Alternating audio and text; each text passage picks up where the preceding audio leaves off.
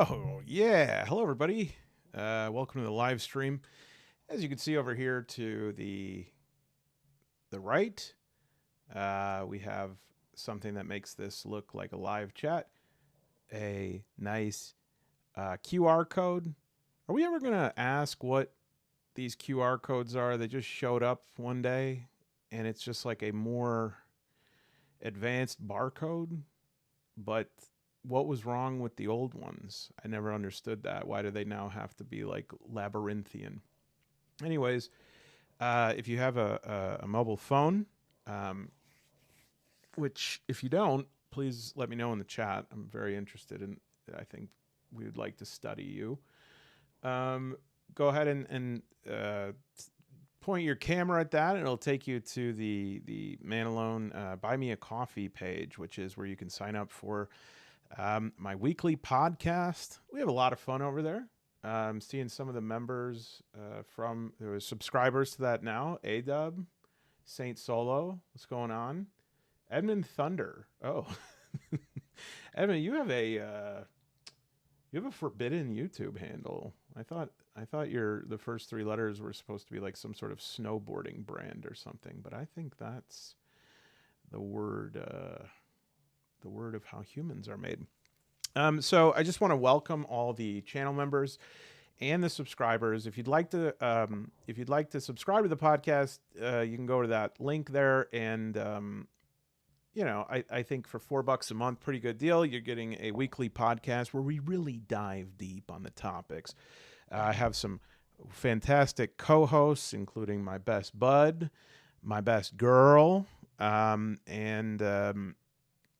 occasionally I'm trying to get my nephew on.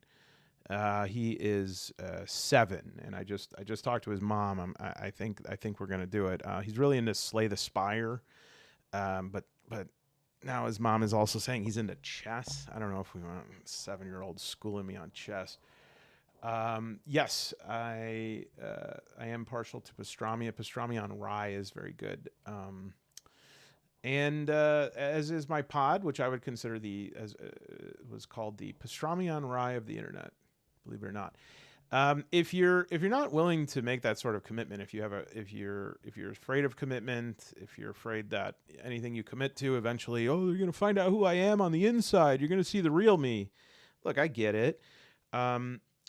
If for 99 cents a month you could be a YouTube channel member, which will give you access to a host of exotic emojis, including the Gene Hack emoji of Gene Hackman, a nice waffle, the mascot, a seal, and a variety of others. Just a fair warning, it may at times look like I have an ant problem. There's just one ant who lives on my desk. His name's Maurice. He comes out every single time I stream. So if Maurice comes out, we'll just kind of play it cool. Otherwise, I just want to start out by welcoming and thanking my members. I have really bad news, actually, though, for my members. I recently, or a few weeks ago, I put together a D66 rolling list with all of the member names on it because I wanted to start incorporating some of the channel members into like solo playthrough sessions. But that list got wildly out of control because the number of members almost doubled. And so because of that, I have now made a dreaded Google form because I need to know what name you want to be called. I can't just be like, if somebody's, I was about to say, if your name is Carol Danvers, is that, well, oh my goodness. Thank you, some YouTube account for videos. Is that your actual, how did you score that day? That's incredible. Welcome. Welcome. Thank you for membering. So if your name's Carol Danvers, I don't know whether to call you Carol Danvers or to call you what was her Captain Marvel. I don't know whether to call you Captain Marvel or Carol Danvers. So I'll put that out because I really would like to start naming all of my characters after my treasured, beloved members and subscribers. We're trying out, if anyone knows how to get a private RSS feed also, go ahead and send me a little chat. We can get in touch. I know you could do it through Patreon, but That's my current obsession. Well, actually, I have a different current obsession. So welcome others, non-members. I see you, I hear you, and I'm with you. It's just that there's a disconnect between us, and I can't figure out what it is. But welcome members. There's no disconnect there. I feel completely fused with you on a spiritual level. Speaking of, 1 second. I got today a little package from Toby Lancaster, and I wish I had waited to unbox this until I was on the stream, because Toby Lancaster is the maker of 2D6 Dungeon, and I have never seen somebody package. I've never seen someone package something so securely. It had a box, well taped. Open the box. Inside the box was plastic wrap, taped. I undid that. Inside that was sort of a garbage bag. Inside that was a cardboard it honestly looked like bubble wrap, but it wasn't. It was sort of rugated. And I undid that. There was another sleeve of that. There were packing peanuts inside. And it was all to deliver some amazing materials, granted, but it's a book. When I opened it, I put my shirt over my mouth just in case I thought this was someone impersonating Toby, who might be trying to take me out. But thankfully it wasn't. I mean, he might be trying to take me out of society for a little while, because he sent me some amazing things to try here on the channel. Apropos of nothing, just because he's a cool dude. And so I wanted to take a look at these. I know that there was a nice run of emojis, by the way. That is those are just like, look at that. You have the International Solo Players mascot of the seal. You have the International Solo Players Lonely, the spiritual mascot, and then the eventual mascot, which is the person on the boat all alone. I don't even know what the last one is. What is that? I made it. Oh yeah, it's an old woman throwing a gavel. That looked awesome. And so it's it's the kind of copyright free images that you could always count on me to provide. So this 2D6 Dungeon, Toby sent me the base game, which also has the Tables Codex. Sent me the 2D6 Realm Overland Crawler expansion. Also sent me the Layers expansion. Okay. Also sent me the game cards. I mean, this is unreal. Look at this. Wow. So this was kickstarted in 2023 to a big brouhaha. It was on Dungeon Dive, I know. Daniel really loves delves like this. So we have a nice set of reference cards, herb cards. Herb. That just tells you what this guy Herb's doing, who lives down in the basement. And God lives upstairs. God cards. Creature cards. That's me, the one that lives between them. Ooh, lots of creatures here.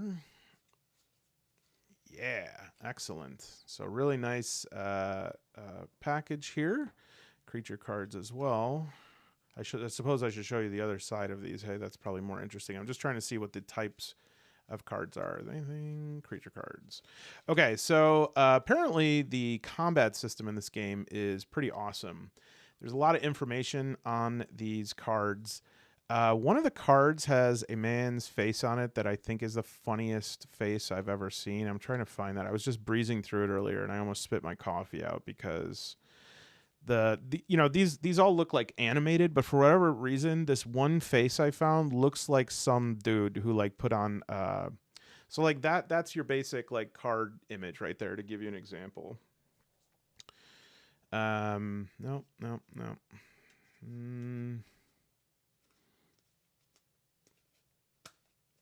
No, I mean, yeah, some pretty terrifying ones, but man, I'm telling you, I know this is like in terms of YouTube streaming, this is like,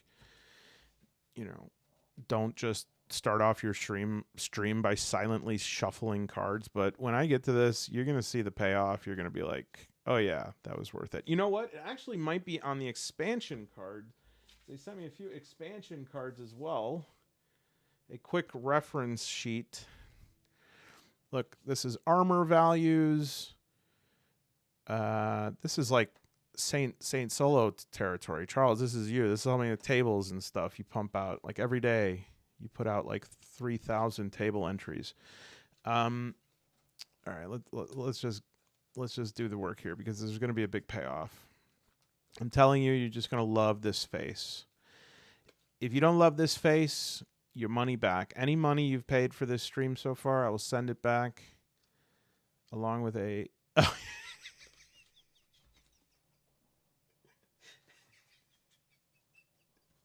Okay. All right. So okay, so I found it, obviously. So let me just find like a reference here. So these are like one of the God cards, right? And so each of these is like pretty awesome, you know, pretty stark images here. But then there's this guy.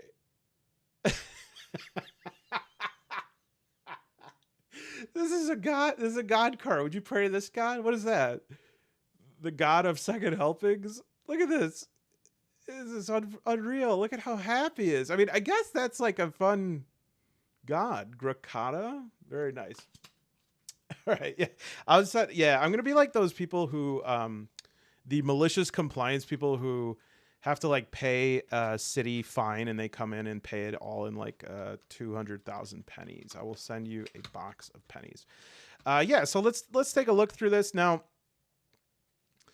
I was breezing through this a little bit earlier, and obviously this is, well, I shouldn't say obviously, you haven't seen it yet, but let me just say that this is an impressive work. I can tell that this is like a masterpiece level game.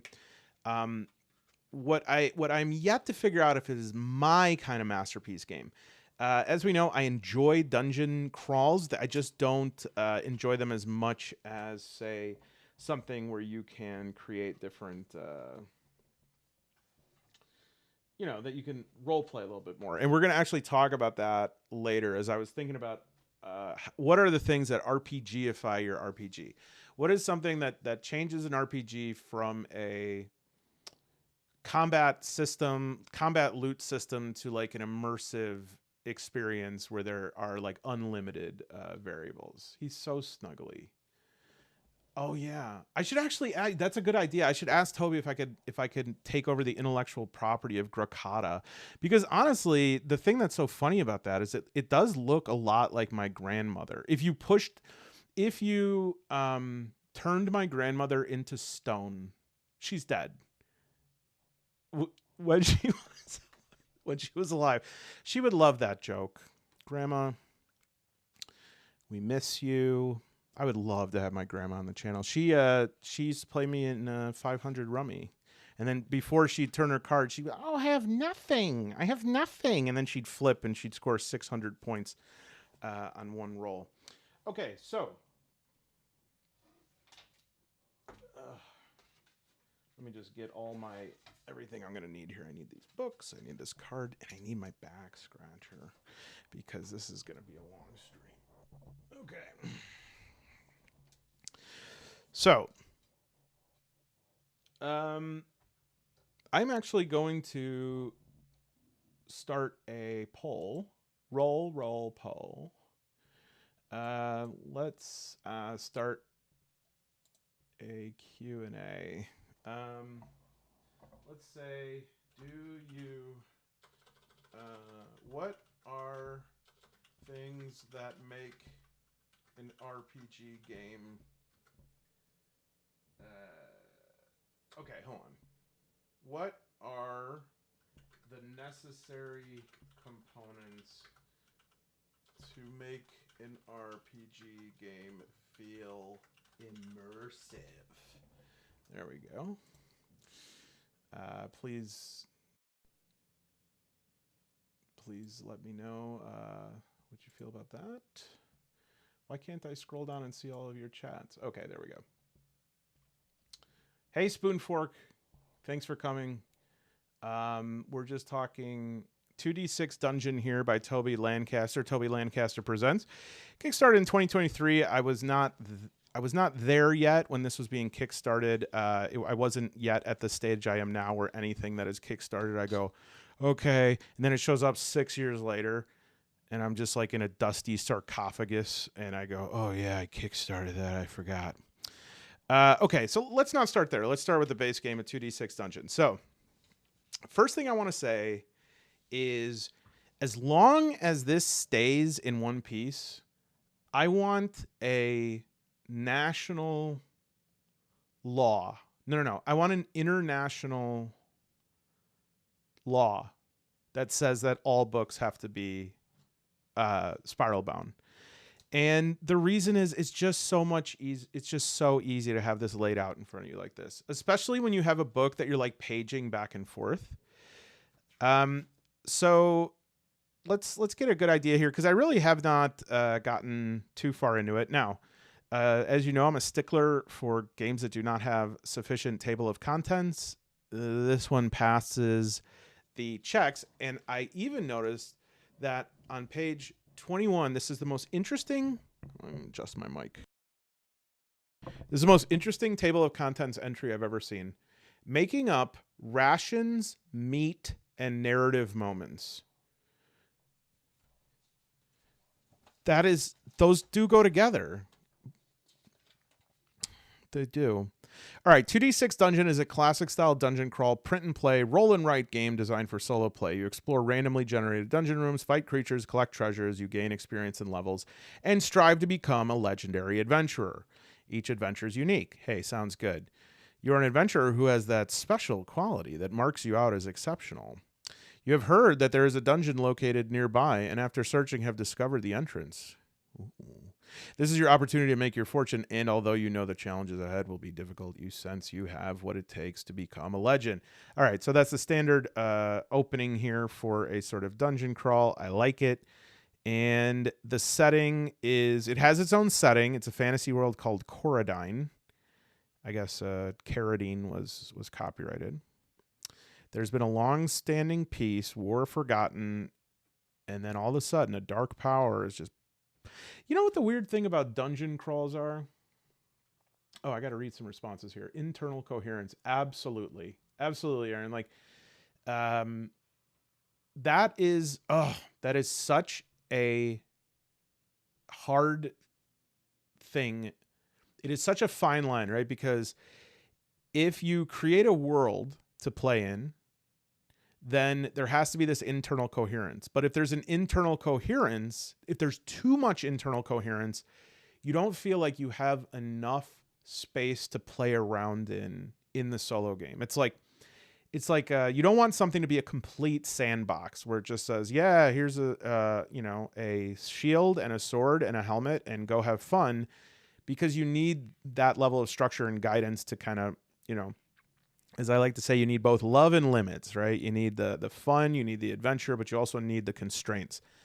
So if you have too many constraints, no good. But if the sandbox is too wide, that's also no good. So when you have this internal coherence and it's just enough, that's like the sweet spot. Now, that was something that I gushed over a game. I think I was the only person in the world to gush over the Walking Dead universe role-playing game by Free League, because I just thought the solo rules had such great internal coherence, and it did not make me feel stuck in the show. Yes, it is laid out. Oh man, I'm about to say something. Dolt, thank you. I'll get back to the other ones because I think this is really good. The 2D6 Dungeons rulebook is laid out very well. I've been reading through Blades in the Dark's rulebook. I am going to admit something here live, and it's on the internet. It can't ever be erased, but I think I need to say it. I returned Blades in the Dark. I returned the book. That is like one of the few RPG books that I have returned, because I just could not believe how it was laid out.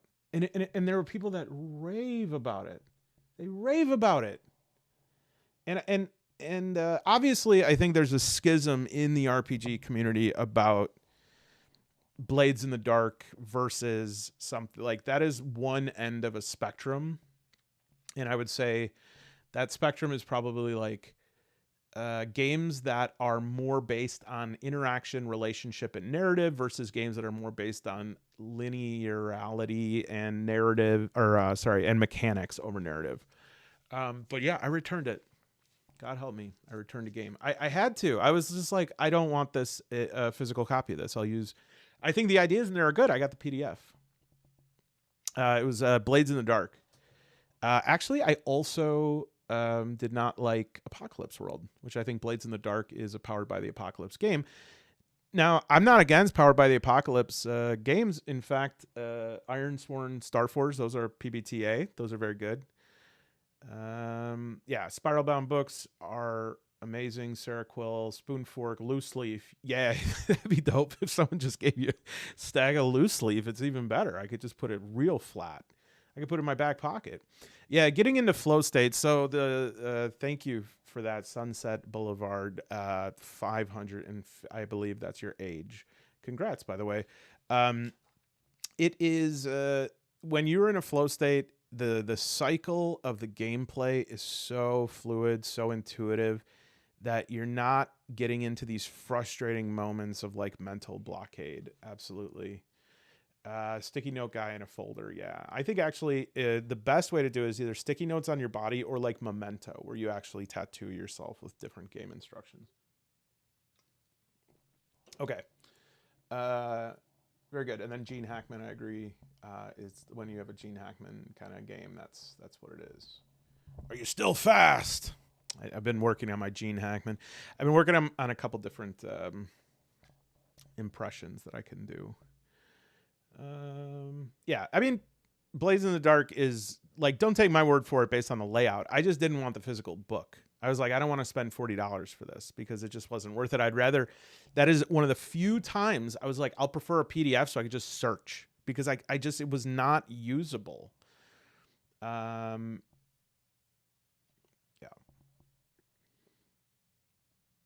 Okay. Yeah, Zach, it's don't, I mean, yes, it's okay to be overwhelmed a little bit because things are going to start shifting into place. There's like a lot of shorthand that is used, and I assure you on this channel, I'm never using that to like make anyone feel like there's like an inner circle way of talking here. It's just you get so habituated to saying things like PBTA, as if everyone's supposed to know what Powered by the Apocalypse is. So just ask. I'm happy to explain anything the best I can, and everyone else here is really good at explaining too. But welcome. I'm glad you're here. This might be a good one to look at as sort of an intro. I think that dungeon crawls are a good way to start this because they are a bit of a bridge between a board game and a tabletop game. But I will say that this one looks pretty complex. I think if you were really dedicated, you could probably start on any game. But if you're looking for a good game to start with, actually, that's a great question too. It's a great question. Am I not able to stop a Q&A? End Q&A. Good. Confirm. Okay.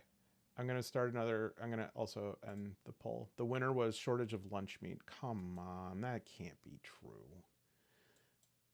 But if it is, it depends on the lunch meat.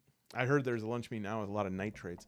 Okay, what is a good first solo RPG for people to start with?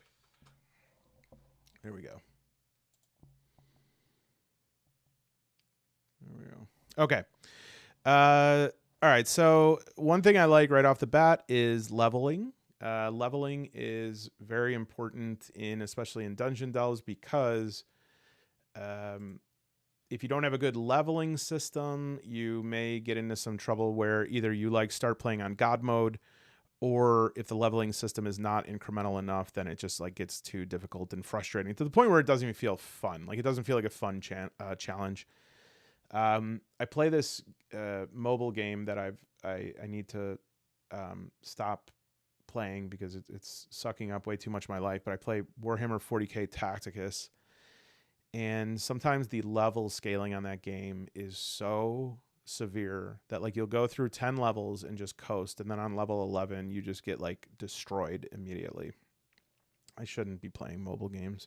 People that play phone games cannot be happy. I need to overcome that. Maybe that ends right now. Maybe I just stop right now. Yeah, I heard phosphorus rock and lantern oil. Iron Helm. I have Iron Helm and Tin Helm. Those are very good ones to start with. I think I got them right here. Yeah. There's a little Tin Helm.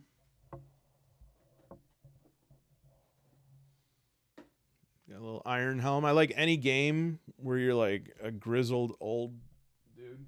Yeah, these like sort of card games are a good bridge as well. I would call it an RPG in as far as like you are playing a role.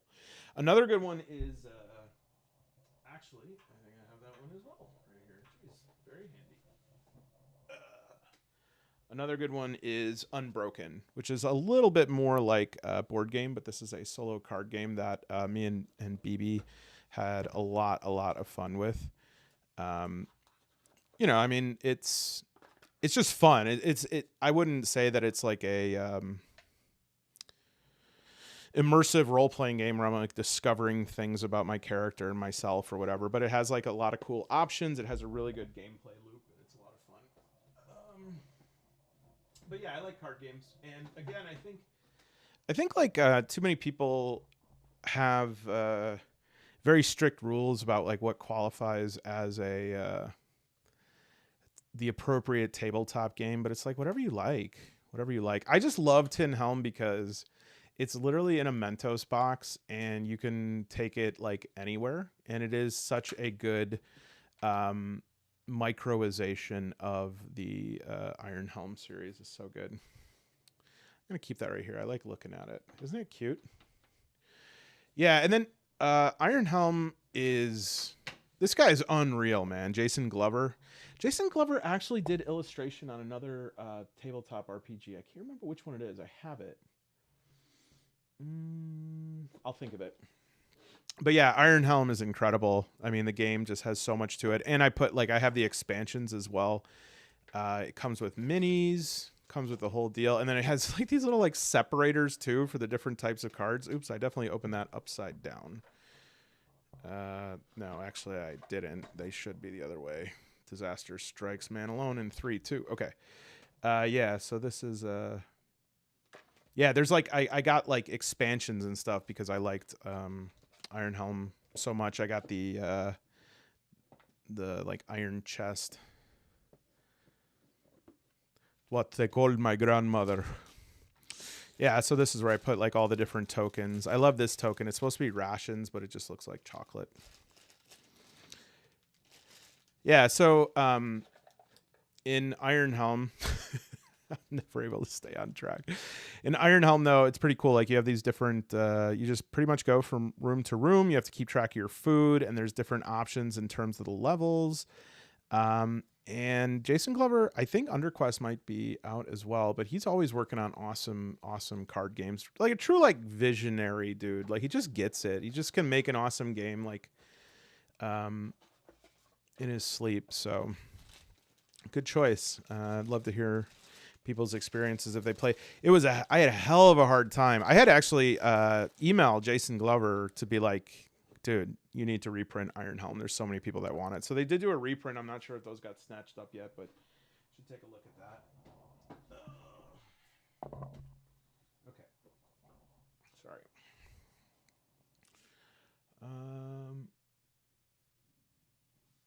Oh yeah. So what is he on now, Morganite? Like, is he still doing Iron Helm stuff, or is it some new? I thought he had that game that was like a road rage sort of like or like Cannonball Run type racing game that he had that looked really cool. Okay. Yeah. Hey, don't worry about it. Thank you for coming. I'm so glad you joined some YouTube account for videos. I really love that brand name, and welcome to the Waffle universe. Hey, Zombie Disco. I hope you're doing well. Thank you for being here. I love Everyone has such a good name. Yeah. Okay. So we're just talking about 2d6 Dungeon. I don't know if anyone's played this before, but I was just talking about how leveling is really important and a good. Well, I'd have to play through this. This game is filled with options. So right off the bat, I'm going to say, if you're somebody that likes, I'm about to say the word crunch, Dust Runner. That's the one. I don't want to say crunch because crunch is like math. It makes me think of mathematical complexity. I don't know if this game has mathematical complexity, but it has a lot of options. And so if you're into that, you're going to like this game. If you're somebody who likes building your own dungeons, you do use like the point crawl sheets that they have everything in this back part here. So like your game will look like this as you play through it. Hey, Simon, welcome. And then the back is like filled with these tables. And yeah, I would have to play to see how tight this is. I was a little bit intimidated by some of these tables. Every table has like a 4-letter acronym. Yeah. And not all of them are so intuitive. Like this one is just turn to the CIET, the Cave in Event table, or the CIRT, the Cave in Rescue table. But it all depends on how, these are optional tables, right? And so this is the index of them. But even on the cards and everything like that, right at first glance, I'm like, whoa, this is a lot. But apparently the combat system is so cool and different that it makes up for a lot of it. So this is definitely a game where you cannot really like open it and just start playing. You probably have to read through it and especially get used to the gameplay loop of it a little bit. But I do want to look at the combat just because Daniel from Dungeon Dive was so crazy about it. He was like, this combat system is so cool. Because essentially, apparently at the beginning of the game, you choose a weapon. And then instead of like just doing attack, you have 2 sets of 2d6 dice. They have to be different colors. Each of them have to be each set of 2 have to be different colors because there has to be like a main die and a secondary die. Okay. So we'll call the wooden ones here the secondary die. And then instead of like just getting different weapons, you have like these main weapons and then you learn new like combat maneuvers. So I'm trying to find the combat here. Yeah, the highlighter is... are you talking about on the tables? I have like a little bit of color blindness, so it's actually a little bit hard for me to see the difference. And when I say I have a little bit of color blindness, I'm almost completely colorblind, so that may explain a lot. Yeah, so a lot of this probably I don't... Can't get over this picture. Oh my god. It's like when it's like here I'm trying to find a good one. This is like what the match.com date says they look like, and then you get there and it's like okay. Yeah, a lot of this stuff probably isn't necessary because of the cards that I got. I'm wondering if anybody actually uses like the in-book sheets to fill things out. I'm never able to do it. Okay, combat. Let's check it out.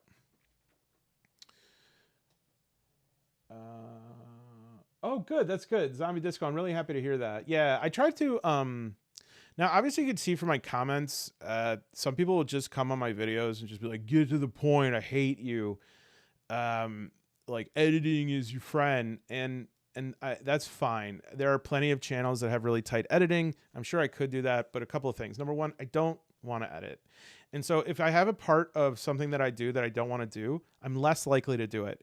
And I would rather put out a lot of videos for everybody than be like anxious and be like, oh, I've got to like edit this video on time. I don't really feel like doing it. And the fact that I've gotten to almost 80 videos on this channel, the reason I'm doing that is because I'm like just eliminated all the things I don't like. So yes, I understand if you're looking for some information, it could be kind of annoying sometimes. However, I like to go through my thought processes, and when I play, I don't like to do edits because I want people to see like what is in the sausage when you're playing. I think sometimes when I first started playing solo games, I thought that like it's like, yeah, this looks easy, but you're like editing out all these parts and like I don't know how much of this you planned and everything. And so by me kind of trying to do straight shots, I wish to instill confidence in people to say that there's no special trick here with playing this stuff. You can, you know, you could do it. You could take your time. You could be all right. I enjoy it. I enjoy it a lot. Roll D66 and compare the numbers to your maneuvers. Oh, this is British. Maneuvres. If any of them match, then you have performed that maneuver and hit the creature. This is known as an exact strike. You may add your shift points to the damage total. Okay, interesting. So basically, each of the maneuvers that your weapon has, you have to roll those dice, but then you have like this shift dice where you can shift your dice into to match the maneuver dice. But I guess if you do that, you lose some of the power of your strike.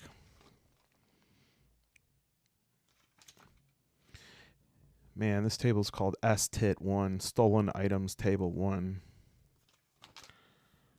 Okay, weapon maneuvers. So I guess at the beginning of the game, you choose longsword, great axe, heavy mace. And then with each of those, you're like, oh, there's only 3 weapons. But with each of those, look at this. There's level 1 maneuvers, level 2, and level 3. There's got to be 20 of these here. And so you have to roll the dice that like for the move. So to do like a bash, you got to roll a 4 and a 2. And so I guess if you roll like, if you roll a 6 and a 2, then I guess you could use your shift points to shift this down by 2 so that you hit it. But then you just get a base attack of like 2. You don't get to add those shift points because you use them to match the attack. And if you can't make it at all, then I guess you just lose out on your attack.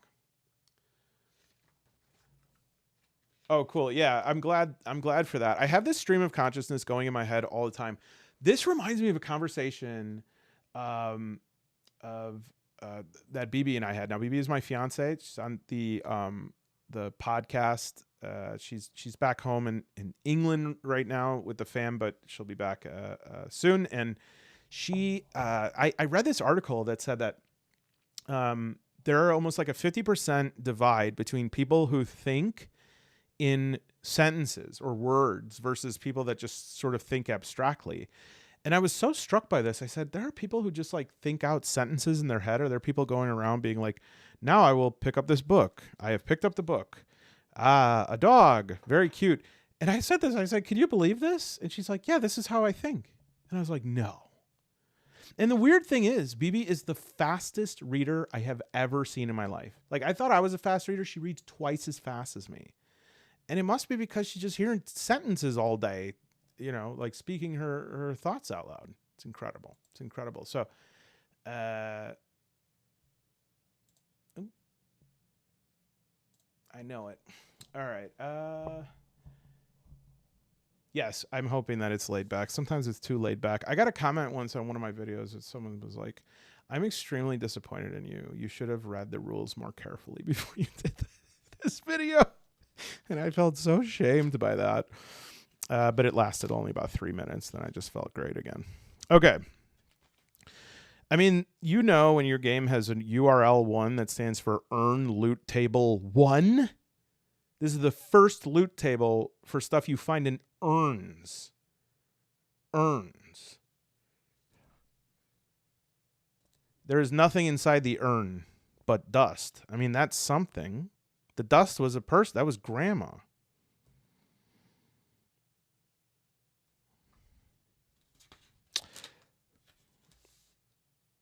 All right, so now we have level 1 and 2 tables. So I guess that let's try to like roll up one here. So so let's do an exit type. Okay, 1, 2. We enter, the room has wooden doors. And let's see if there's an unexpected interruption. 1 and 4. You cross the room, but stagger as the floor falls away from beneath you. You grab for the ledge. Roll 2d6 and add your precision. What's percent of my precision is 2. So that's 12. On a 7 or higher, you grab hold and climb free. On a 6 or lower, you fall in and lose 3 health points, then climb out. Cool. This is like that middle phase dungeon delve that is kind of like an elaborate, more open world choose your own adventure with combat and skill check mechanics. Level 1 dogs. Guard dog. Cool. Where are the level 2 dogs? Where my dogs at? Level 2 religious enemy. All right, let's find out a religious enemy for dark cleric. How do you become a dark cleric? I mean, if you go into like the clericy, are you going to start, I guess, studying the dark arts? Yeah, so lots of tables here. Now, here's, and again, this is my initial impressions of this. I know it. I know that there are some of you that are like salivating at this right now. Because you want this level of option and complexity. There's no level 2 dogs. I really don't understand it. Oh, hey, Moses. Welcome. If you are here right now and you do not follow Willona's Cave, please do so. Excellent solo role-playing channel. The first channel that believed in me. Shared it right when I made a video. Said new solo channel. But you know what? I expect nothing else in the solo RPG YouTube community. It's definitely a co-opetition. Like, we're not really competing. We're more cooperating. It's kind of like in the major leagues. I read that knuckleballers are so rare that if they're playing a team that has a knuckleballer on it, the 2 knuckleballers, even if they're on the opposite teams, will like warm up together because it's just so rare. We're like the knuckleballers of the RPG world. All right, so I think you got the idea here with this one. I didn't explain it very well because I don't understand it very well yet. But the one thing that I am a little bit hesitant about from just like dungeon crawls, I enjoy them for AD, Caernethalis, D100 dungeon. I like these games. They don't fully scratch the itch of, let's see, like I want there to be some sort of generative narrative moments, but not just stuff that's like, oh, a person talks to you, here's what they say. I want there to be a conversation. I want it to be influenced by oracles and mechanics, but I also want it to be infused with my own creativity. And I want that to have implications for the story. And this is what I kind of want to talk about in number 4 here on the itinerary, the RPGifying your RPG and what that actually means. So what I don't know though, is I was looking through this and I was like, okay, my impression of this from paging through it, and I got it like 2 hours ago, is that this is an extremely expertly done dungeon crawl with tons of options that could literally be a different adventure. You play I keep passing that page. You do it 100 times and maybe you'll never find Grakata, the core. Appears as an old woman wearing a heavily textured shawl upon which are clumps of mud. Well, wash it off. You're a god. Her gift, she enchants 1 piece of armor. Oh, that was very nice, you Grakata. Is there a Grakado? All right. So, no, we skipped so much. How is there... Yeah, we're already on 4, but don't worry. This is just, it'll go for as long as we need to here. All right. So here's where I have some hope though, that there is a little bit more of that textured narrative to this. Is this supplement here, the expansion is called 2D6 Realm, and this looks very interesting. And what this provides is not only is there an overland sort of exploration involved here so that you're not in the dungeon, there also is more lore about the land and what is happening in the area. And then you get to also, like, as you encounter different areas on the map, you get to build those out and generate them. If you're a fan of hex crawls, I love this. Put it like there are few things as satisfying as like starting off with this, and then by the end of the game, you just have like a map filled with different stuff that you made. It just looks so cool. But apparently, a big part of this is a modified sort of stronghold mechanic, where you're a landowner, and so you have the choice as you go out and quest. You can start building your area of lands. You can build, like, there's these buildings that you can add: centralized store, engraver's workshop, farm, fishery, guild hall, and all of them have like an HP for what they take to be knocked down, a size, a cost, and what they do, they increase your rank. You can also go around and like try to take over other lands, or you can try to buy them out. And there's different rules on, like, if you own 2 pieces of land next on both sides of somebody else's, you can like go to the magistrate and appeal to have like a, I don't know, eminent domain or something. But then this also introduces lots of new people. There's a whole thing of Corradine lore, the land named after David Carradine. We're not going to talk about how he went. It was very tragic. There's characters here that were introduced. This is what I'm liking. I'm liking NPCs. And I will say this. In terms of number 4, there is, in terms of RPGifying your RPG, if you're an aspiring designer or you're just a game player, I think one thing that is really important, that could be the kiss of death for a game, is if you don't have any other characters besides your own. And I don't just mean like general like shopkeeper. I mean like people who have names, they have motivations, they have wishes, they have dreams, they have ideas that aren't all readily accessible to you. If you don't have that, the game in my opinion, it starts to feel very lonely. And I'm really struggling with this right now. I'm not really struggling. I mean, I sit here and eat Cheetos and type stuff, but I'm trying to figure out, my first game I ever tried to create was a game called She Is Your Queen. It got to the point where I even sent out like a play test of it, and it was just not there. This was like maybe 2 years ago now. But I occasionally go back to it because I just love the story of it. It's very similar to Iron Helm, where you're sort of like this retired knight that's going out for one last quest. And it's hard because it's a dungeon delve. It takes place in a forest, but it's a dungeon delve. And it's like, how do I create characters beyond just like traveling merchant or, you know, lost prisoner or something like that? I want to inhabit this world, but I also want to have that feeling of loneliness and self-reliance and stuff like that. And so I'm trying to think of like more interesting ways I could do that.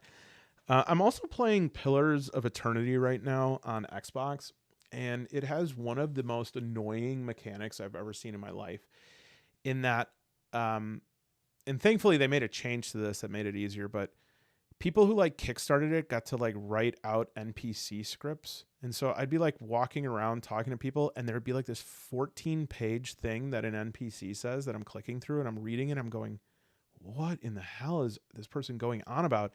And it wasn't until I found out later that like any of them that are in purple means that like some Kickstarter backer wrote it, and I could just like not skip it because it's not consequential. And that's really the thing, is like, if it's not consequential, and as far as like it colors in the world, or it helps me to understand the people, the land, the story, the struggle better, or if it literally affects the mechanics, it doesn't really mean much, right? It just is, it's kind of like a little bit of a story, or like, which is fine. I don't know. We'll get there.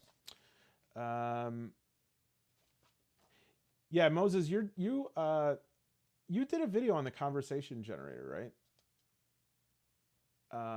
Which I thought I actually used that on here. I think that's a really good tool. That is like something I have talked to Alex T about this. I sent a message to Alex T and I was like, dude, how do you do this? How do you create like, because what I would really love to do, and this is kind of wacky, I would love to create mechanics, conversation mechanics that are almost like combat mechanics. And that doesn't necessarily mean there's a conflict, but it just means like both people are trying to get something out of a conversation, and there's mechanics involved in it that try to like steer it in different ways. It's not always like, you know, I think in a lot of games there's like manipulate or intimidate or something like that. I don't really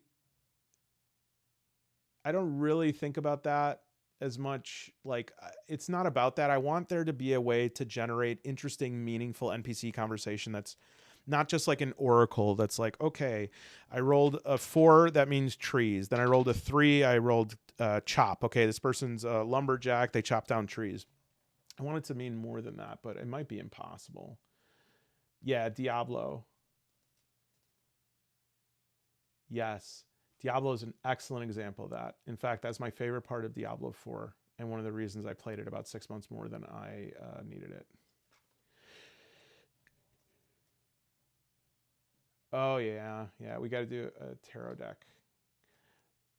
Yeah, I am preparing for the tarot video. I've been prepping for that. I think we're gonna have a good video on that. I actually went to look for some different tarot decks today, and then I realized I didn't pay my parking meter, so I had to run out before I got those. But I usually use the Rider Waite. There is going to be the one I really want to get is, it's not really a tarot deck, but it's based on Jung's archetypes, and I'm thinking about getting that. But you'll just have to be a little patient. I'm almost ready to do that video.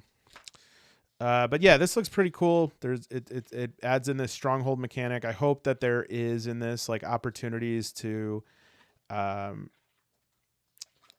create some open-ended experiences, because he does put Toby does put like instruction in here of like how to create narrative moments, and especially role playing is used when you're doing these procedurally generated solo games and there's something that's said in one of these tables that really doesn't make sense. Like it refers to something that cannot be, or something in a tense that cannot happen. And I think like building role player skills really helps with that, to sort of square that circle when you have those mechanics that don't quite make sense. But yeah, this looks really cool. I do think I would like to play this on my own before I would try to play it on the channel, because I think I would need to prepare a little bit for that. And I see Maurice the ant. I wonder if he's coming this way. Come on. This guy's unbelievable. He's a star. And then the final one, we don't have to go through that. It's just a little thin one. Is this layers expansion? Oh my God, Nate, stop. Well, welcome all new members. Nate the Great is living up to his name and gifting people memberships right now. So welcome. I hope that I make good use of Nate's money, and in the future can make good use of yours, which all the money that I raised for this channel goes to further solo RPGs. It is not my full-time job yet. Maybe one day. Thank you for doing that, Nate. That's incredible. I didn't even know you could do that. Yeah, so welcome. Feel free to enjoy the members' posts and your new set of emojis and badges, which I have to be turning over soon. They've been gray now for the first month. I think they're gonna move on to a pewter. There is, Sunset. There is this game called Griftlands that's sort of like Slay the Spire, and it has actually conversation, like persuasion is the actual combat mechanic.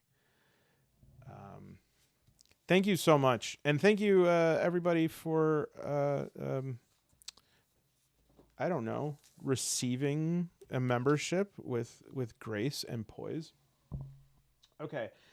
Yeah, and then also I think just any of the assets we saw in there are then there's these cards that come along with it.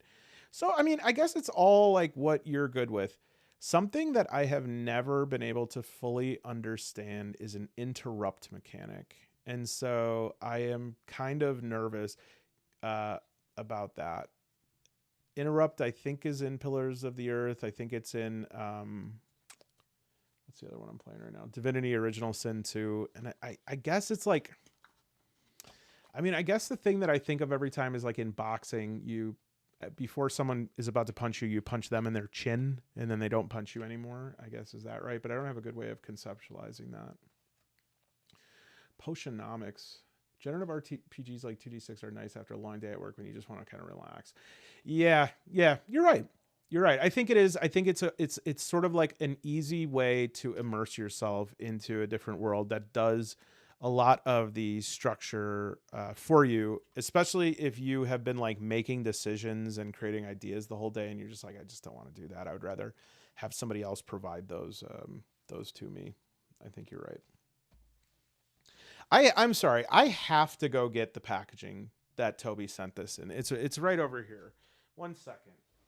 Um, while I'm gone, just maybe take a moment to think about your life and is it going in the way you wanted? I mean, you're in a solo RPG live chat at night. It has to be going pretty damn well. I mean, while I'm here, I might as well get some iced coffee. Oh yeah, this looks great. Do I have time to eat a bagel? I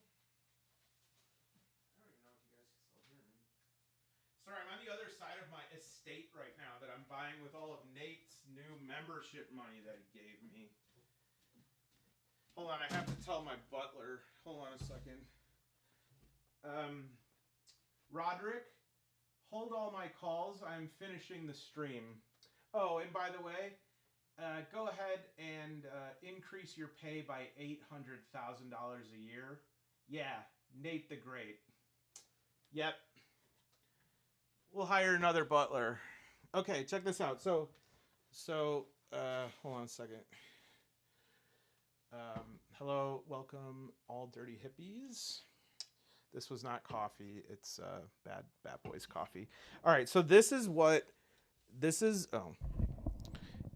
Toby sent. Okay, that's the total package, and it came in this box that said "Handle with care." Now, I won't show the other side because I just don't think it's a great idea to show your home address on the internet, but it doesn't really matter, right? It's been stolen so many times. And then I opened it, and it was covered in this bubble wrap. And then inside the bubble wrap, he had like this sealed bags. And then inside the sealed bags, I opened it, and there was this stuff. And then inside this stuff was yet more of this stuff. And inside the more of this stuff was packing peanuts. I can't believe it. It makes me feel, because I sent stuff out for like a prize one time, a couple prizes I did on the channel, and I just threw it in a shoebox. So, which reminds me, I haven't figured out the contest yet. However, morning, Caroline. What's the weather like in the UK? Is it 5 degrees? I never know how to do it. You just showed up because I was just explaining that even though it was kind of a little bit of a headache to do this before because of shipping and stuff like that, not because of any of you, it's just that right now shipping is so unreasonable. It was like $140 to ship something to my dad who lives next door. No, it was seriously like that much money to ship to Europe.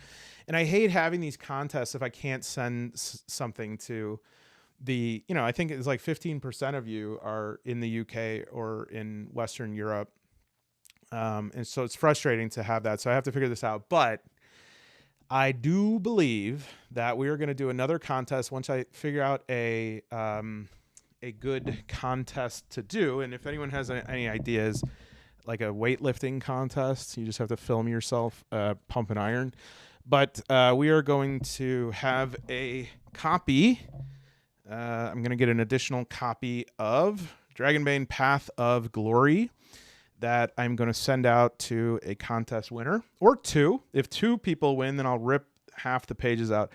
But I just want to, I know that not everyone got on the Kickstarter. I was lucky enough to have a early copy of this. And so I'm going to come up with something and then send this out as a prize. This is the new campaign for Dragonbane with this map included. And it was awesome. I did a video review on that. Please check that out if you have a chance.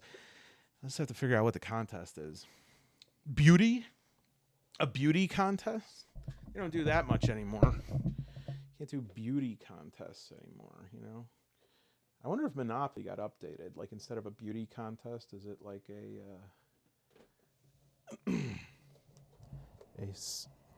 poetry contest?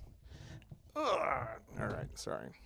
Path of Glory is giving me some trouble. All right. Yes, and that is a brought to you by membership costs.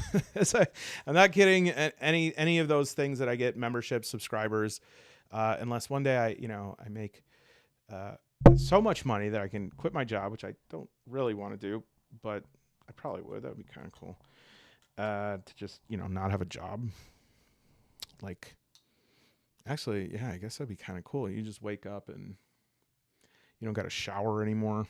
But anyways, any of that money, or most of that money, I should say, I don't want to be sued by any of you if I spend $1 on a coffee, but goes back to this channel to get cool books that I can review, do like giveaways and stuff like that. So, it is, as far as get rich quick schemes go, let's just say, it's working, because I think this month I'm getting $84. Oh, that can't be good for you. How is that food? It's so good though. My body is saying more, put more of that in me, but I don't know what it is. What's an ingredient? Okay, carbonated water, citric acid. Uh-oh. It's about the 5th ingredient we start running off the rails. Niacinamide. Oh, that's B3. Ester gum. Is it Ester chews some gum and then spits it in here?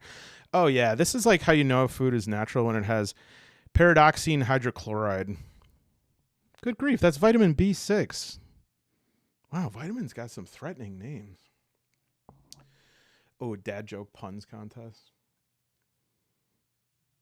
Nate, I don't want to keep carrying on, man. I don't want to embarrass, but that was really, really kind. Thank you for doing that, and welcome everyone. I won't let you down. Okay. I'm terminally online. Okay. So, I wanted to talk a little bit about RPGing your RPG. So, I am going to share.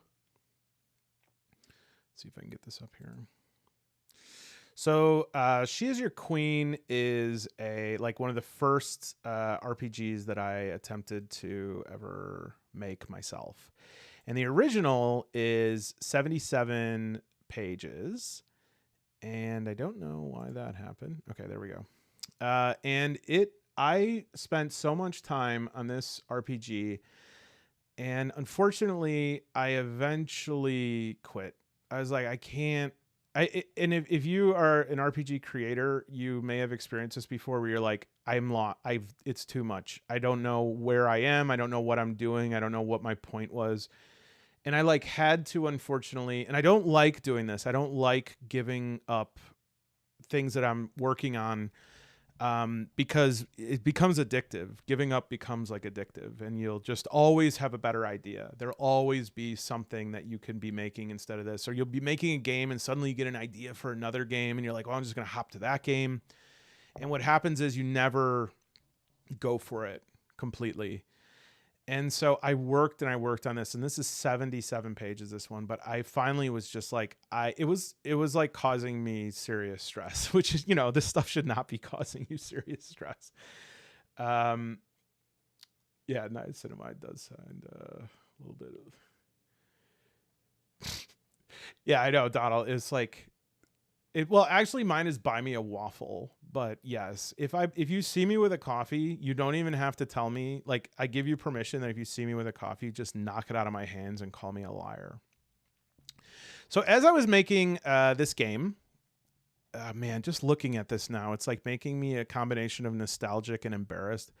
What I really want to do, and this has been one of my dreams in terms of creating a solo game, is I wanted to create a rogue-like mechanic where you die and then you go back to the beginning, but you get better each time. And I also wanted to make it with playing cards. I wanted there to be a sort of dungeon generation that worked with sorry, no one even saw what happened there, but it was terrifying. This is what happened. So I wanted it to be a game that you could just keep one after another, putting out cards, and like each sequence of cards, you'd be able to very easily tell like what was in that room, right? And so I think these are shuffled by gravity. So you'd be like, okay, oh, that's not a good example. All right, so you'd be like 10, you'd look at a table, you'd be like, okay, 10, and it's a spade, so that means that this is an encounter room. I'm just kind of making this up. All right, then you'd look at encounters, and you'd be like, 9s, what is that? Okay, you're encountering, there's some sort of treasure chest, and then it's 6, and black cards mean that it's locked, so now you have to open it, and a skill check would be like 8 or above, and so you opened it, and then what's inside, you go to the table, it's an 8. And in my head, I was like, this is such a cool mechanic. Because I could just like really quickly pop down 6 or 7 or 4 or 5 different cards, and I would have this totally unique room that would just like follow very logically from that. And it spiraled. Like it just kept spiraling and spiraling until it got so complicated that to play it started to feel like a chore. And then this is kind of the point I wanted to get to with this, is that it stopped feeling like an RPG. And I took everyone's ideas. Like originally it had only like one environment, and then people were like, well, I want there to be more environments. So I literally wrote encounters for every single playing card 4 times. And then there's this little, oh yeah, I forgot about this. I made it so that like your little like your storage chest to store items would crawl around the dungeon, and you'd occasionally encounter it. Yes, okay. So poker hands were one thing that I was like, do I want to go here? Do I want to say that like a straight flush means anything? And I think it was about that time that I was like, I quit. I can't do this anymore, because it was just getting so mathematically complex. It got to the point, oh, see, that bothers me. It got to the point where I couldn't even like really think out loud. Like I couldn't even think of what I couldn't figure anything out. I would sit there. I'm not kidding. I'm really not kidding about this. I would sit there and I would just go like, okay. And then I don't even know what was going through my mind. I would just be like sitting there doing this. And I'd be like, well, I don't even know. It happens, man. If you ever try to create a game, you gotta really keep it as simple as possible, because if you just keep expanding it and expanding it, it like exceeds your RAM or something. I don't know what it is. Yeah, Ricardo, that's like a great point too. It was to the point, Ricardo said the more I roll to like world generate, I get to this point. I completely agree with this. You get to this point where you're like, why am I doing this? You know, like why am I manually doing this? You know, it sort of gets absurd to the point where you're like, yeah, I should just play a video game, you know? And it is frustrating because I wanted, you know, what motivates me in this is I just want to put fun stuff out there that I would like to play. And the problem is I would like to play a lot of things. And so I start putting in more and more and more stuff that I want to play, and it just becomes unwieldy. And so I think the trick is, the advice I would give to anyone who's like new or struggling in game creation, not that I'm any sort of expert. This is only like, you know, I have barely released anything. I'm just saying for my own process, if you're just starting out, is like, just keep it really simple. Like keep it very, very, almost to the point where you're like, this is an index. Like I could fit this RPG on this card. In fact, some people would say that like, that is what you should try to do, is like make an RPG that you could fit on a single card. Scope creep. That is such a good way to refer to it. Yes, it starts to creep. Your scope just gets more and more and more. I mean, this is not, and I have like, oh geez, that's kind of scary. I had a monster called the Reassembled Child. Man, I mean, I was going some dark places. Yeah, this is like my favorite character. I have this in all my games, the Backward Man and the Tall Man. It's from like nightmares I had when I was a kid. There would be 2 men that would walk, and one was backwards, like his head was backwards, and the other one was so tall I couldn't see his head.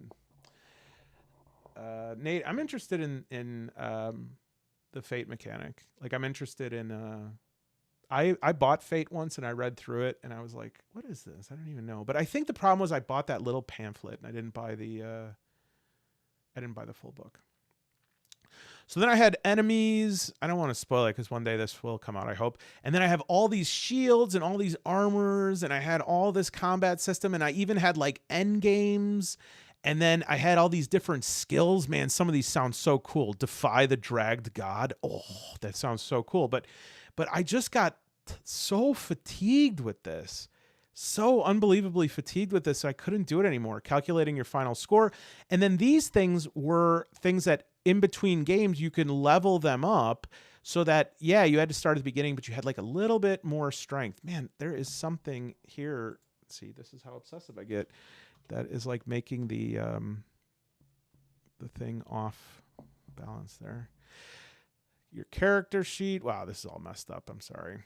Anyways, these were like all the things that I would like keep a list of writing that I had to get to. And I was like, oh, Madonna. Yeah, you can't even see this whole page. Let me see if I could bring this up here. So this is all the things that I like was not done with yet. Oh, man. Anyways, the point is I am trying to rewrite this. That's kind of like what I've been up to lately, and keeping it very, very simple. And trying now to like sort of take the lessons I learned from the first time around and try to keep things a lot more simple, sticking to these like principles of play. The land is called Ouroboros.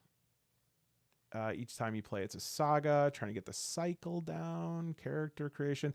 Oh, I do like the different classes. And I'm sorry, this is a little, I'm in the process right now. So, but you could be a hench, a scar, or a glint. Those are the three classes here, and each of them have different weapon tags that they have like advantage, disadvantage, and prohibition. Like the scar cannot use heavy weapons. They could use casting weapons, but with a disadvantage.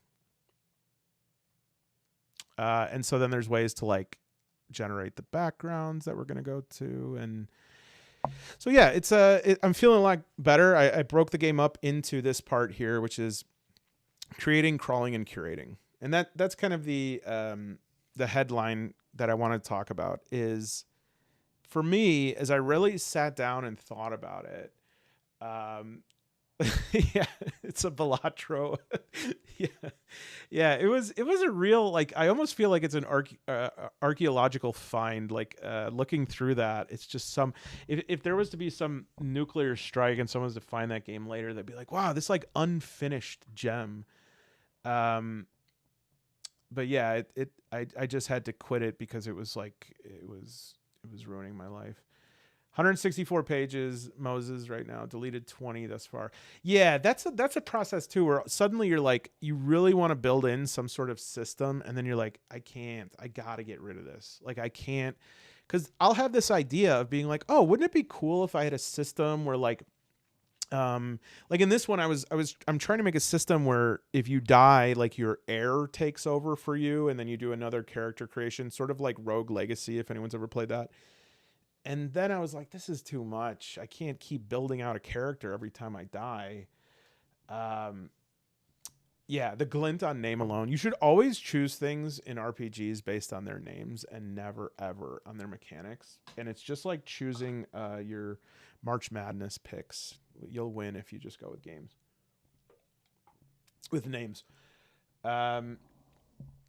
So, creating, crawling, and curating. This is what I want to say here. I think that creating, crawling, and curating are the three things that, to me, make a full tabletop game. Because there's the generative part where I am, creating the world to play in. And of course, this is not in a specific order, right? I just need something to do with my hands, folks. So we're just going to build a little dungeon while I talk about this. There is like I want to generate that world, and it's not like you generate the whole thing before you start playing. You generate to start. You do a fair bit of generation. You do character creation. You might come up with some like background stuff. But then you have to crawl in that world, right? You got to go around. You got to go through the dungeon. You got to visit the towns. You got to talk to the people. And then comes the curating, right? And I think the curating is what separates something from like a dungeon crawl to a truly like transcendent experience of you're able to meet people, you're able to change the story. Oh no, will this work? What if I did this? You're able to change the story. You're able to interfere, I guess would be a way to say, like, you're able to interfere with the storyline.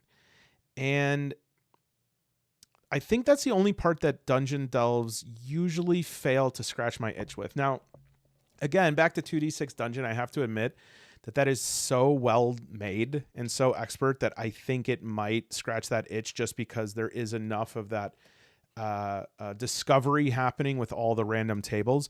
But if you look at something like 4AD, and I hate to rag on 4AD because a lot of people really love 4AD and I think it's good. It's just not my cup of tea. But the thing I always say is like, there's nothing that can really happen in 4AD the second time I play that's really going to blow me away. You know, there's nothing that's going to happen that I'm going to be like, whoa, I didn't know this could happen.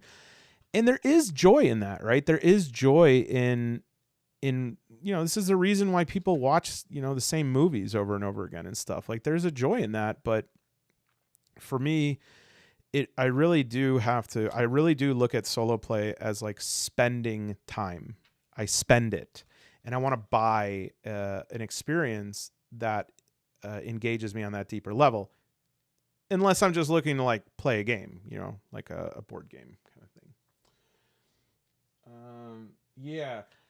Nate says, I love how I'm reading this as if you all can't read this, but I agree with Nate, framing your ideas in the framework of what you want your game to do. And that's really hard, but that is objectively the right way to go about it. And the reason for that is I'm not a teacher, but I know that for like grade school teachers, you always like need to come up with your objectives before you start lesson planning.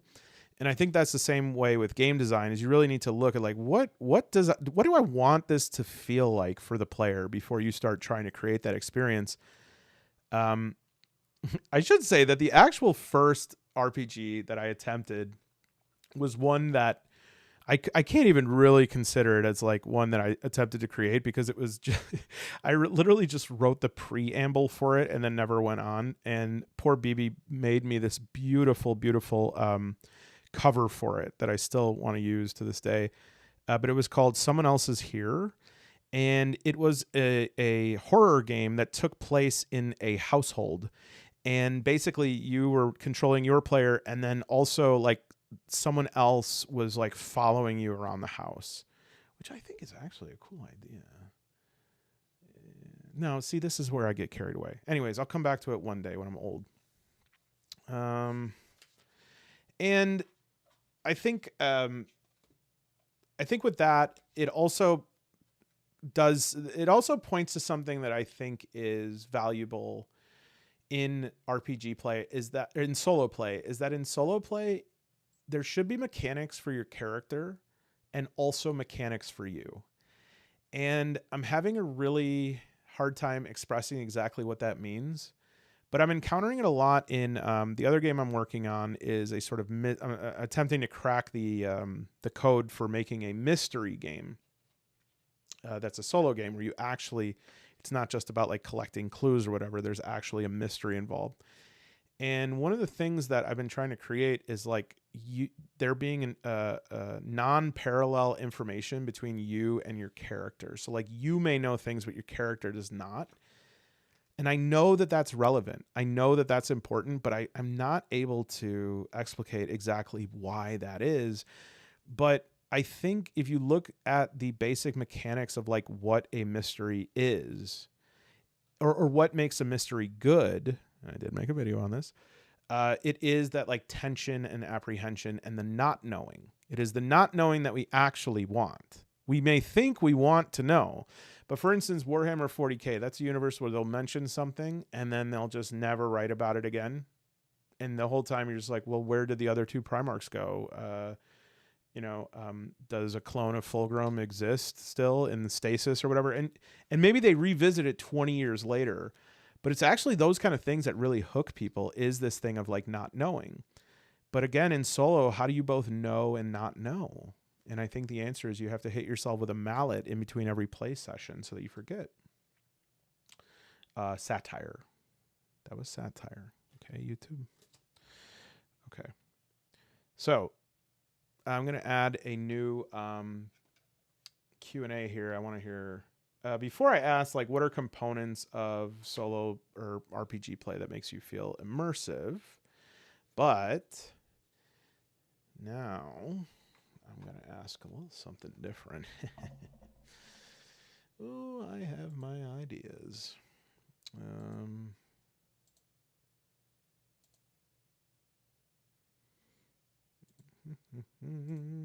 Okay.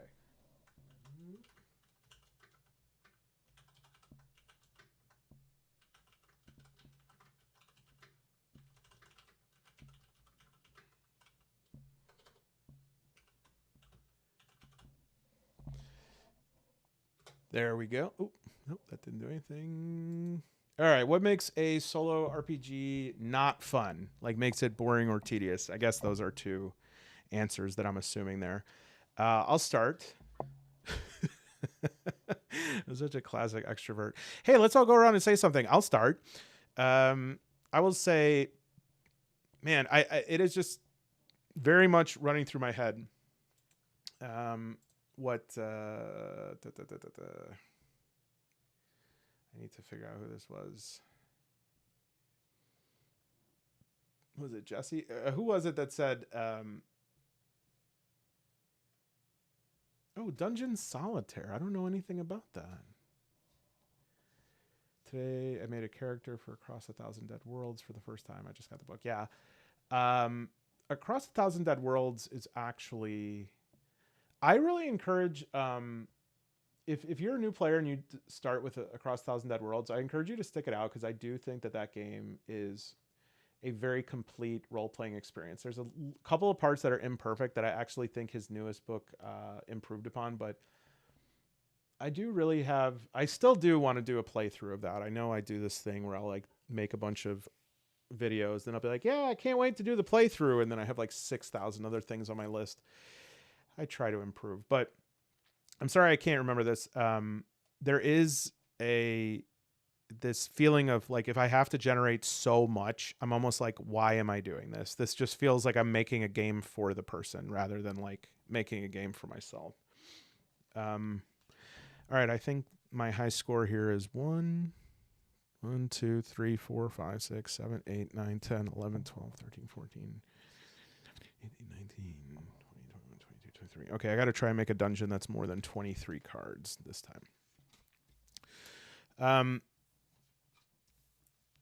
So I think one thing that makes me think of a really good, like immersive solo experience would be the ability to do anything, right? So like, I don't just want there to be certain circumstances in which I don't want there to just be very definitive circumstances of when I can use a skill check. I don't want there to be a situation in which I do not have a lock picking set and I don't have a key, and so therefore I can't open the chest, because I at least want to be able to try opening the chest by hitting it with, gun butt. Like I just want to try it. And so I want there to be an option for that. And when things are too mechanical, it doesn't provide that. That un-RPGifies my RPG. Okay. Oh my gosh. Nate, you're unbelievable. Everything it is, it's just what you can see. When you stop seeing it, it stops existing, so you don't miss that. It's gone. Yeah, it's like a fart. Kind of up there, you smell it, and then it wafts away. Sprawlopolis. I never heard of Sprawlopolis. Thank you again, Nate. Thank you. If you don't know what's happening right now, Nate the Great is again living up to his name and gifting people memberships. Awesome. Let's see some things that people do not like. Yeah, mechanics, manipulating dice rolls, manipulating the plot. No, we're gonna make a new map.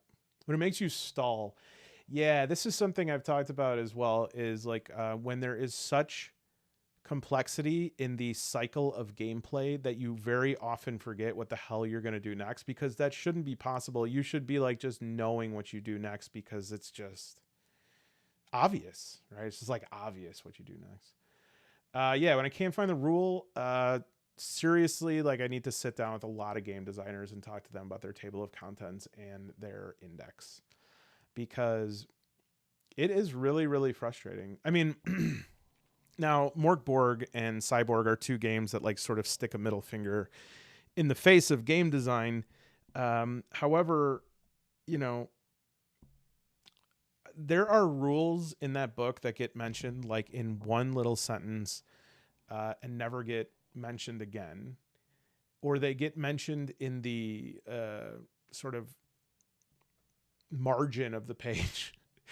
and yeah, that's their thing. It's fine. Morkborg is obviously it has proven it's like if you're George Harrison, you can play outside the rules, right? When you're like writing a song, but you know, very few people are the George Harrison of solo role playing or tabletop role playing games. And so if I can't figure out what to do, that's another thing that kills me, is when people say, oh, well, you know, you're going to start by creating a character and you want to go ahead and assign all the skill points, and we'll explain what skills are in chapter 4. It's like, well, I need to know what they are now, because now I have to go to chapter 4 and look at that. And now I'm like reading chapter 4, and that's referring to things I don't understand because they're in chapters 2 to 3. So yeah, not only when it's hard to find, but also when it makes you jump around a lot. Hey, Mike, welcome back. You did it. You're right. You were one that was here when I was trying to make the stream last night. I made a stream and it just did not work. It was a dark night of the soul. Okay. Number 5 is a complaining and bathroom break. I don't have to use the bathroom now, but if anyone has any complaints just about their own life, about me, about anything, go ahead and put those in the chat. A game that takes up too much desk space. Yes. Unfortunately, a lot of game designers believe that the people playing their games also have a desk in their den dedicated to gaming like they do. I want there to be a movement towards games that could be played on your lap while you are eating a tuna melt in a dentist's office. That would be wild, to go to a dentist appointment and have the audacity to eat a tuna melt while you're waiting. My God, they might arrest you for that. The IDP, the International Dental Police. Yeah, hey, you need to clear this up for me. Is it Chaocalypse? Because I'm always mentioning you in videos and I'm going Chaoclips. You told me once. Oh man, we should play Warlord Ascendant on here. Actually, that would be great. But this is going to be just like an Alex T Shield channel if I just play all Alex T games. Yeah, I agree. You got to earn the ability to color outside of the lines, or you got to like color outside of the lines enough to make the game yours, but don't color everything out of the lines, because then it's almost like it's kind of like I'm not going to say in what industry or anything, but and because it was one of the worst things I ever did. I'll never do it again, but I was a manager one time at a workplace, and I would have these new employees, and it was just, you know, like shift work, right? I wasn't you know, trying to unravel the Fermi paradox, and I'd have these people working there for 2 days, and they would come to me and be like, "Oh, I think we should totally change how we like do the scheduling," or like, "Hey, I think that like our operations and supply chain is totally like inadequate. I think we need to change it." And I'd be like, "Why don't you figure out how to do the most basic requirements of this job first, and then I will be more open to like hearing your innovative ideas, because I have been here for 7 years, and so I kind of, maybe there's a reason that the things work like that." And so I think that is a challenge. It's a wild comparison, but I think it fits. When people try to do too much unique stuff in a game to the point that I'm like, I need you to get good game mechanics down. I need skill checks to be right. I need there to be a, you know, is there a saving throw? How do I do it? Am I rolling over? Am I rolling under? Is there consistent dice usage? Is it intuitive? Is the gameplay cycle tight? I was also thinking about this today. I went to my FLGS, that's Friendly Local Game Store for the uninitiated, and I was looking around trying to figure out what I wanted to spend $16 more on, and resisting the pull of Amazon. It's getting harder, man. It's like $16 more per book there. I hate to do it, but I'm but a peasant. I like to shop local, but anyways, I'm there and I'm looking at these. They actually have like an indie section with like a lot of solo games, and then they have a section that has like Chaosium and Free League stuff, and Doctors and Daleks, and they actually have some new Fallout starter sets that are up there, and they have Imperium Maledictum, and they have Pathfinder and all these sections for that. And I started looking through these just general tabletop games, not solo games, and I'm like, man, these non-solo RPG writers have it so easy because they could just be like, they just write elements into a game and they don't really have to explain how to use it or how to do it, because they're like, well, the GM will just do it.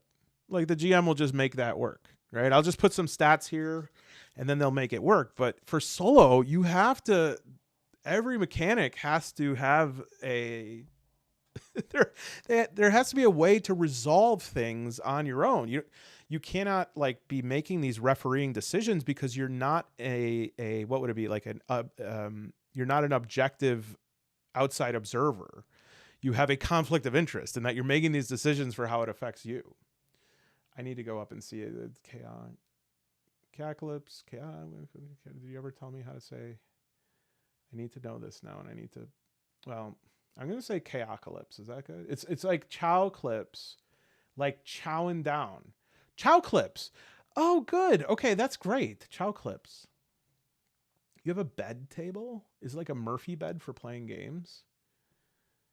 I agree. Small games are way more immersive because you're like, this is another wild story. I don't even know why I would share this in public, but when I was little, I used to go to a local park and I would put a like duffel bag over my head. I'm going to quickly finish this sentence so it does not sound terrifying. The reason for it was that the duffel bag was so big and I was so small that I almost felt like I had a space of myself. Now I have a family with 7 siblings, and so I never had any space for myself. And so I would take this bag and I would put it over my head and I'd be like, yeah, I get to like be in this place all alone. It's just me. It's kind of cute when I think about it.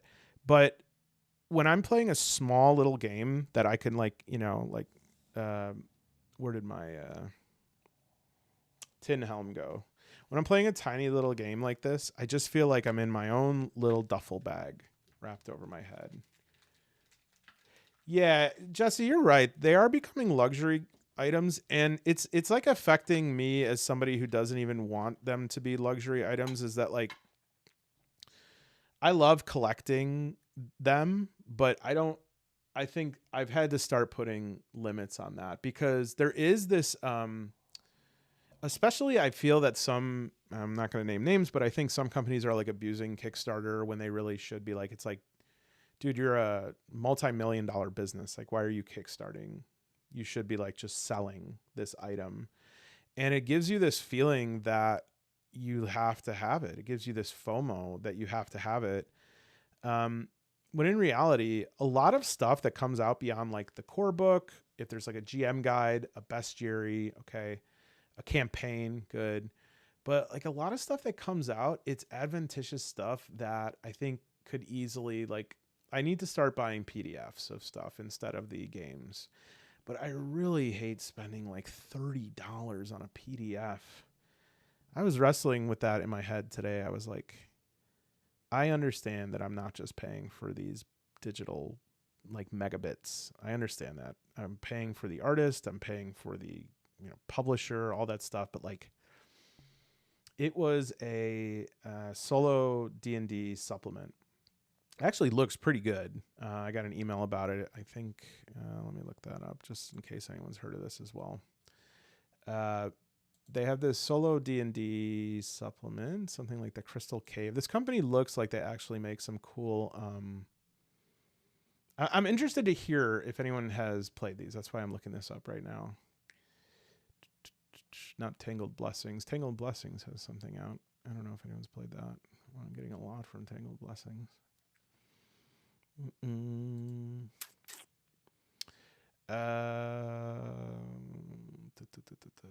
Oh, the Electric State's getting its own role-playing game from Free League. That's a Simon Stallenberg or whatever book, one of my favorites, and it's getting its own RPG. You should check that out. The Electric State. It has amazing play with like scales. There are such huge pictures of things. They are awe-inspiring.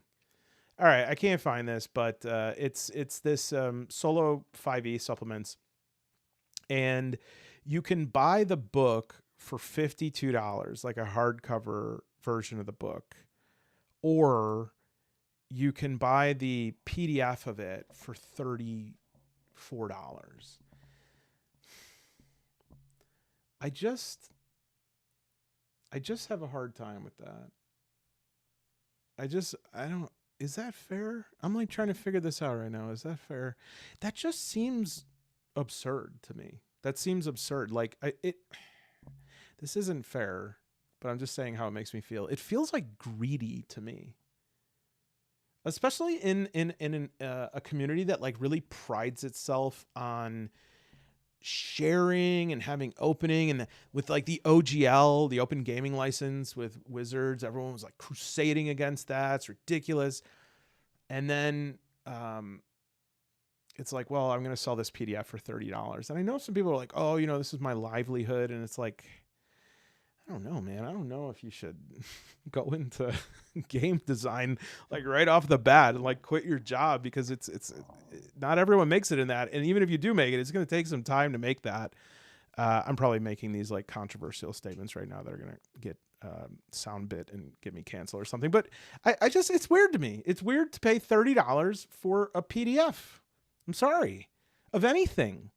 Even if if it was the Great American Novel that cost $30 off a shelf, which, by the way, a novel has way more pages than an RPG book. Even for that, like on Kindle, you can get a $30 book for $12. Yeah, I think 5e is real premium stuff. It's real premium. I think that's right. That's right. Chow Clips. Yes. I'm so glad I remember that now. Okay. Yeah. I mean, it's the market, right? I mean, we could choose to pay what we want, but I guess what I'm getting at, you're absolutely right. And as a game designer who designs games, you're a game designer, you know better than I do that, you got to make ends meet. You got to do what you want to do. But sometimes I almost feel like forced into the extra large fries. Because when I see a $34 PDF versus a $50 hardcover book, I'm like, well, why won't I just spend $15 more and get a hardcover book mailed to me? You know what I mean? So it almost like, whereas if it was even $20, I'd be like, yeah, that's a lot better. It's kind of like, if you're ever on Amazon and you see like something that's like, oh yeah, you can buy this iPad for $400, or you can get a refurbished one for $392. And you're like, am I really going to save $8 to have an iPad that someone's been slapping their grubby paws all over it for a year? And then, I got their DNA all over it, and I get what, $8 off for that? Are you kidding me? Anyways, I'm probably wrong. Yeah, I wouldn't know anything about any sort of other ways of obtaining any RPGs. Yeah, I mean, I'm actually poking my head where I don't, because I am lucky to be gainfully employed. Not everybody is. Some people don't have the choice. Some people have problems that they're not able to get the jobs that they want. So I don't mean to be talking shit. I guess it's just like, I don't know, man. It's just something about that feels weird to me. Like I'm like a molecular level to pay And it's only 150 pages, I think, to pay $30 for 150 digital pages. And you could buy a newspaper, it's about 100 pages for 40 cents. So like what makes it worth $30? I don't know. And I wish I had the answer. Okay, yeah. So I already talked about game creation, and I've been crying the whole time. I want to go back and see.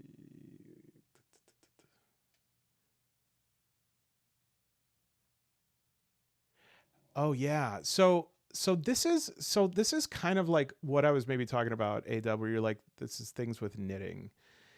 There is also this like prestige pricing that sometimes happens. Like every once in a while, you'll see a hardcover RPG book that's like right next to Free League stuff and Chaosium stuff, and uh, and it will be like $20 less. And you'd be like, "Whoa, why is this so cheap?" And maybe it's just because they didn't do like their market research or something. But when I see stuff like that, I'm very, very, and actually Free League has some like really good pricing on some of their stuff. Like sometimes I think Tales from the Loop is like $30 for the core book, and then it's $50 for the core book of Coriolis. And then for Dragonbane for $50, you can get the entire starter set that has like the Game Master's Guide, the campaign guide, the rules book, miniatures, all this stuff for $50. And it just makes me wonder, like, how do people decide their pricing? And I wonder if there's any sort of like collusion. It sounds ridiculous. This is my message of this live stream, folks, is that there's some serious collusion going on between these role-playing companies. Wow, talk about picking on like a business that does not at all deserve to be picked on. You'd think I was talking about like real estate agents. There's collusion. They're all smoking cigars, talking about how to raise prices. Nah, I don't have a problem with it. They charge whatever they want. I'm happy to have it. And to be honest, I get so much enjoyment out of so many of these games. But there is something in me that just will never feel okay about, buying an image. But hey, I mean, NFTs, some of those cost $80,000. Maybe that's what I should start doing, is releasing games as NFTs and be like, you're the only one who could play this game. Dr. Jonathan, about Mothership, in my game store today, they had the Mothership like deluxe box, and I almost bought it, and that's nutty. That's nutty because I already have the box. It already has everything in that box. I almost bought it just because it had the bigger box. That's what I'm talking about. There's something going on. Like it's like 5G role-playing game. You remember when that was happening? Like 4 years ago, people were like, "Man, it's 5G. It's turning frogs gay or whatever." And here, so this is like the standard box set.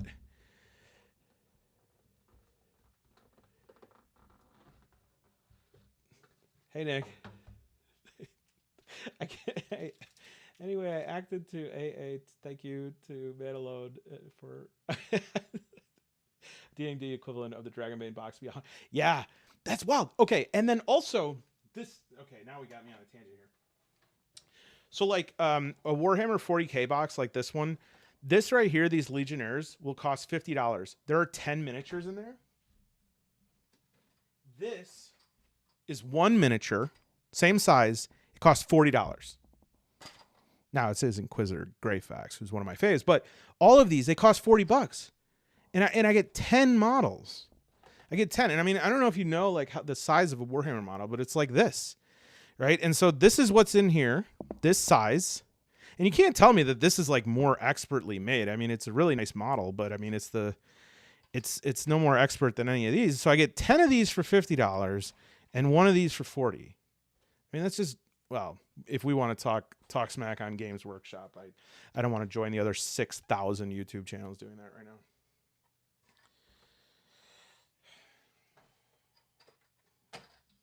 I didn't realize I'd have so much to say, and now it's like, well, I guess I got too much to say. Mothership Companion app is the best app for a game ever. Other than the Morkborg one that I showed the other day, which actually I've used it more and more, and it's really good. Morkfolio, check that out. I wish they'd make one for Cyborg. I haven't looked in here for a while. This was a really nice box set, and this was a Kickstarter that I forgot I did, and so when it showed up, I was like, what? So this was the Mothership core set, and in it, you get the core book, the Game Warden's Guide, you get ship combat. Maybe I should buy that deluxe set, and then I can just do a prize for this one and give it to one of you. No, see, I shouldn't do that. Because that made, like, do you see that little trick I played on myself? I was like, oh, I'll do something nice. But it's just making an excuse for me to buy $100 set. Maybe BB will get it for me for my birthday. Is BB watching? Okay, Shipbreaker's Toolkit. So there's like a ship one. Player's Survival Guide. So that's for the players. Warden's Operation Manual. I just love how Mothership is laid out. I was talking one time. I saw a comment where somebody's like, I absolutely hate how this book's laid out. And I'm like, this is one of the best layouts of an RPG book that I've ever seen. It's so simple to follow. So I don't know. So that's one of you. Yeah, the deluxe set looks so good. Does it have anything inside, though, that I don't get? Oh, yeah. Morkfolio is this app. I can't show it right now because I'm actually using my phone to record top-down right now. But Morkfolio is an app that generates like enemies, NPCs, and characters on your iPhone. I think it costs like $2. It's really nice. Here's some free press, whoever does make that. And you can download it on the Android store or whatever. And it just is like really nice to have it there when I'm playing, especially solo. That's like the extent of digital tools I will use. Yeah, and so then it has these. It has like 2 of the bugs for another bug hunt, and then it has these players, which I wish they would have just like cut them out like Dragonbane, but it's fine because they give you these little stands for it. This is a nice set. It's a really nice set. Yeah, I should have actually used this for when I was trying to come up with like a cyberpunk for the cyborg. Some of these could be used for that. I know it's like outer space, but comes with 3 more first part and a bigger screen. Oh, it's $5 from Apple. Yeah, well, we all have to make the decision about whether we Morkfolio or not. Yeah, I guess this is like a little mini game screen, huh? Kind of nice, though. Like, some of these game screens are getting wild. That's pretty nice. So this is not available online? I didn't know that it was no longer available. Gradient Descent. Yeah, I played Gradient Descent. Really cool. I am, man, I've been GMing Coriolis, and I love that game, and I love the lore, but I have never... I feel like I have a second job trying to like read all the lore in that game. It's unreal. Some of my players are like more versed on it than me, so they're like, don't you mean that Zenithians did that? I was like, yes, of course. Very good. That was a test. It seems you're paying attention. But I was saying, before Morkfolio, this is a really good companion app. And I think, like, right there, you look, just like characters in this, it's so easy. It's so easy to play this game. This is a great game. If you're new to tabletop, you want to look at, like, an online game to jump into. If anyone's saying they got an opening in Mothership, take it. It's really easy to play and catch on to. I've been thinking about GMing as like a little something for some members, but I don't know if people would be interested in that. Would anyone want to like sit in on a one-shot game with me where I GM? I mean, it's a solo channel, so doesn't that defy the spirit? I don't know, maybe. Oh, you know what other game I want to look at? I want to look at not that. Oh, yeah. You know what else I got in the Mothership? Is I got my landing crew badge. That's pretty cool.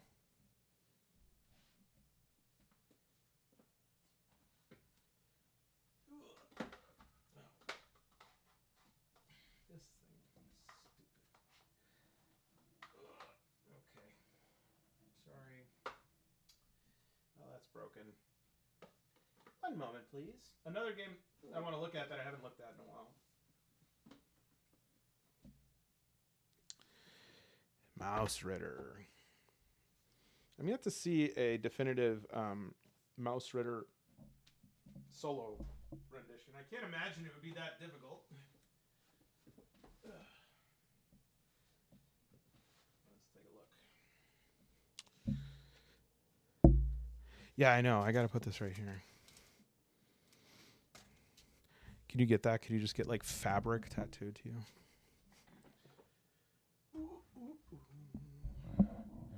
You're not a fake. I mean, part of the solo community is like hacking games that are not solo games. Oh, I forgot. Mouse Ritter comes with its own little marker.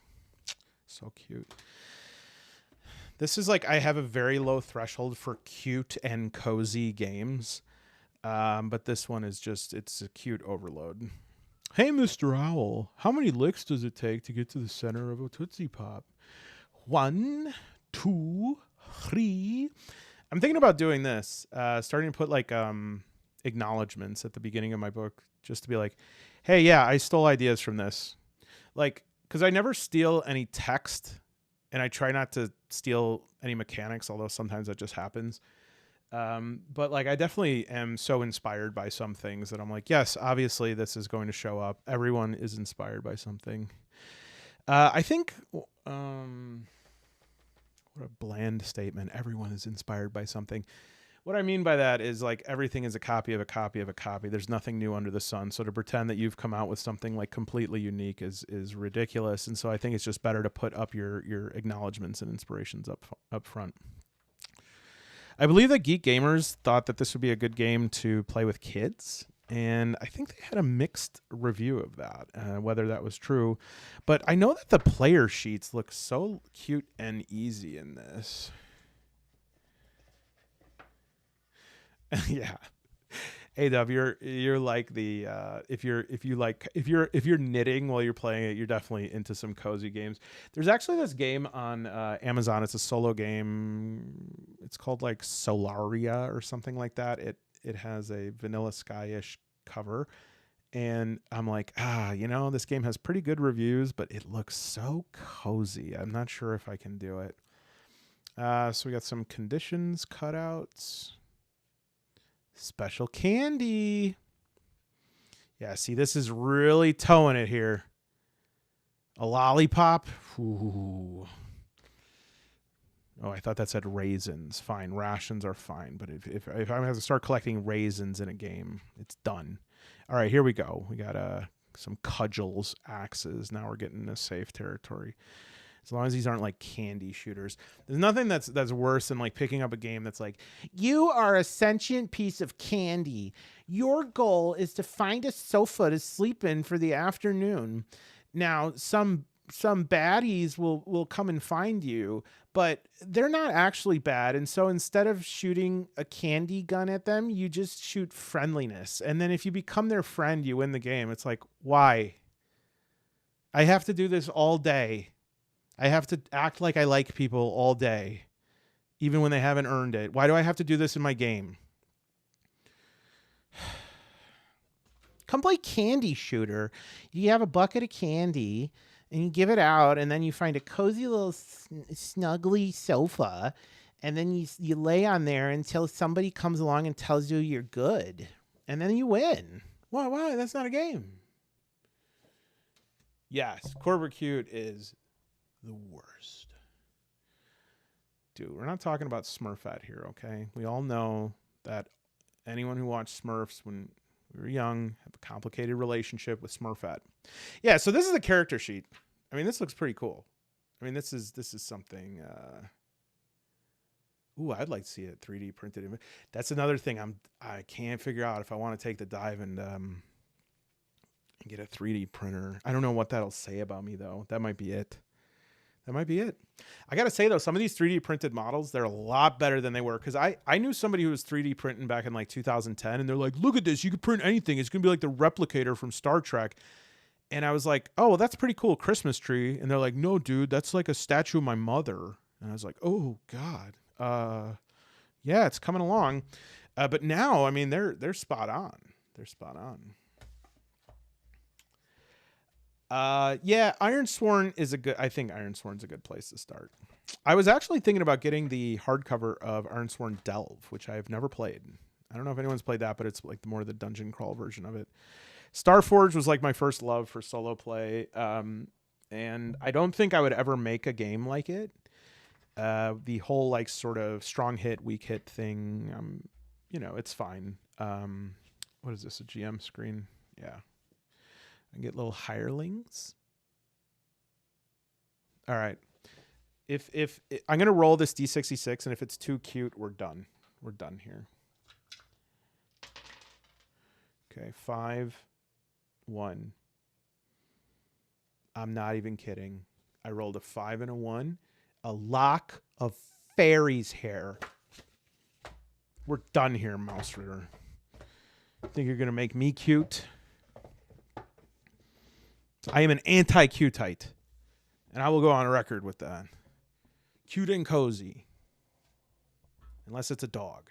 I do love a dog.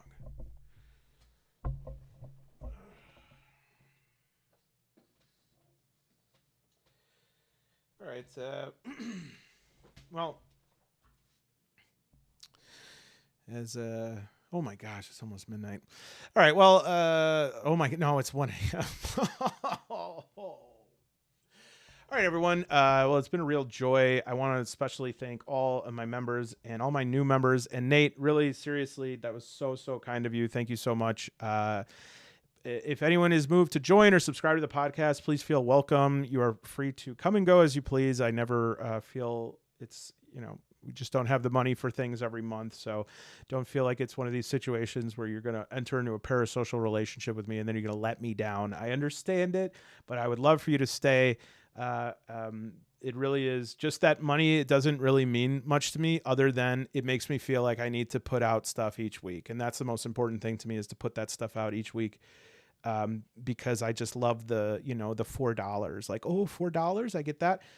So it's really to motivate me, and I really appreciate it. And I think we really do put out a fun pod. It's actually really good. So please check that out on the Buy Me a Coffee if you want to use the QR code. Otherwise, Chow Clips, welcome to the best friend level. I'm so happy to have all these new best friends. Oh man, that is huge. If this is the first time you've joined the channel,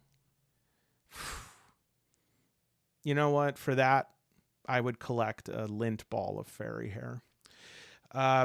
Okay, everybody, thank you so much. And I had so much fun. We'll do this again soon sometimes, and expect a new video coming out soon on tarot cards.